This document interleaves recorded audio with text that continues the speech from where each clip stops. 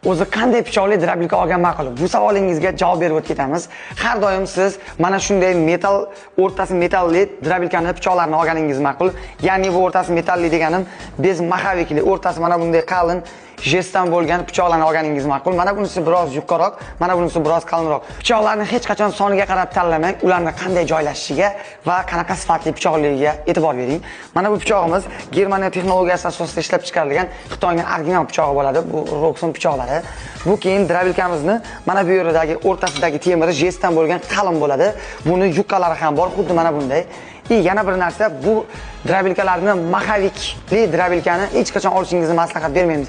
Nega maxavikli drabilka bo'lmaydi? Bu savolingizga ham javob berib o'tamiz. Maxavikli drabilka juda ham og'ir bo'ladi.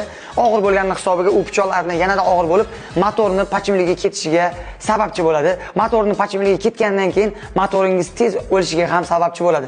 Mana bu yeri ikkitalik va mana bu yerda qalin jestdan bo'lgan drabilkalarni xarid qilganingiz ma'qul. Roxxon drabilkasini boshqalardan farqi, agar siz Roxxon drabilkalarini xarid qilsangiz 6 oy ichida agar bironta korxol bo'ladigan bo'lsa, Roxxon drabilkalarini yangi boshqasiga almashtirib beriladi. Ko'ryapsizmi? 6 oy ichida. Drabilka tanlashda adashmang, Roxxon xalq tanlovi, Roxxonni tanlang. Mana shunaqa sifatli texnikalar faqatgina Roxxonda.